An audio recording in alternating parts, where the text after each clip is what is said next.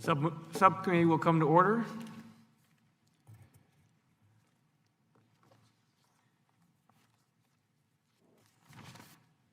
I want to welcome everyone here this morning to the hearing of the Railroads, Pipelines, and Hazardous Materials Subcommittee.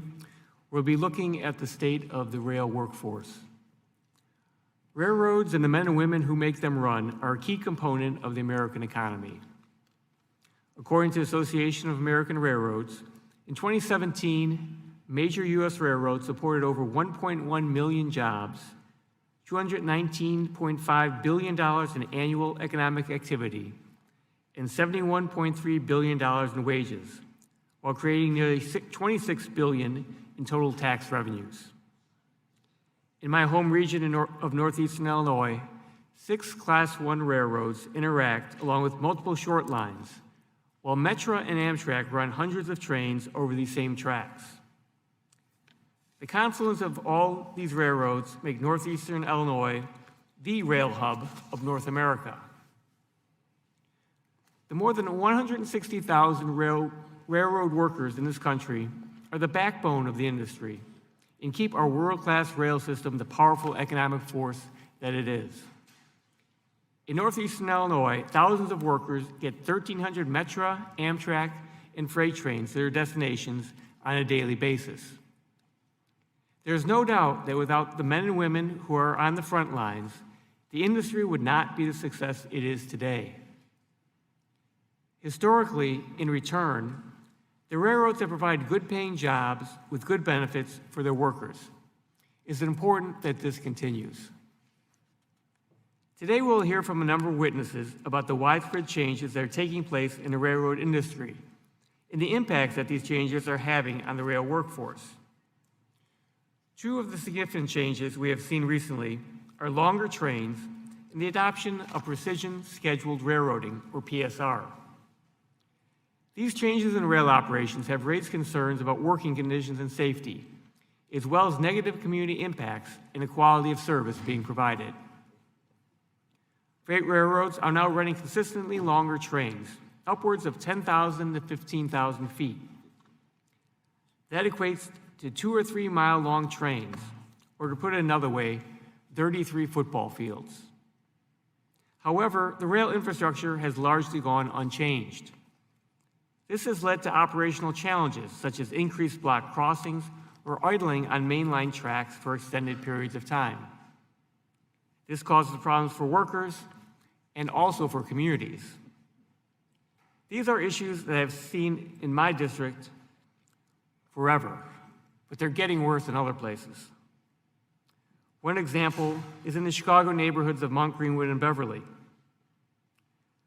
Now these types of issues are being seen in more districts across the country. I'm pleased that the THUD appropriations bill has report language on block crossings that I asked to be included, so we can work on solutions to some of these issues. But solutions across the country will require significant infrastructure investment.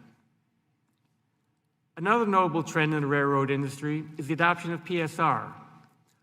All but one of the Class I railroads have adopted or are in the process of adopting PSR. At its essence, this is a fundamental shift in how railroads operate. The move in the industry towards PSR has been accompanied with significant job cuts in the past few years. Class I railroads and Amtrak employed 163,220 workers in April 2019, versus just 5 years ago when industry employed 194,790 workers, a 16% reduction. I look forward to the testimony from the machinist and our other witnesses about the impact of PSR on the rail workforce. Two other issues that we'll hear about from Smart Transportation and BLET are a 2-person crew requirement and cross-border trains. I'm once again a supporter of the 2-person crew bill because it's imperative that our trains remain safe as the industry changes. Additionally, we must ensure that all trains operating in the U.S. have crews that are well-trained and can meet FRA's robust safety standards.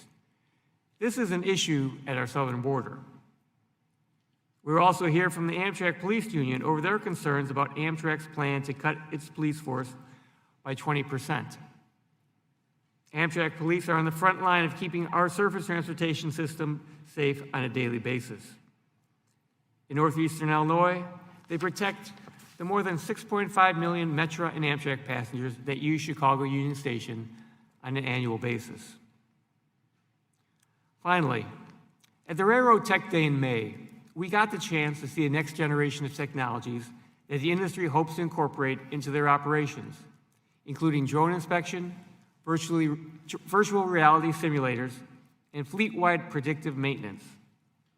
While these technologies are exciting, I want to make sure that we keep in mind that technology will not replace the necessity of workers. Therefore, we must ensure that we continue to invest in our men and women in the rail industry. And expanding workforce development programs is one of my priorities as we head towards surface transportation reauthorization. I look forward today to hearing from our witnesses about how we can improve the state of the rail workforce and the industry as a whole.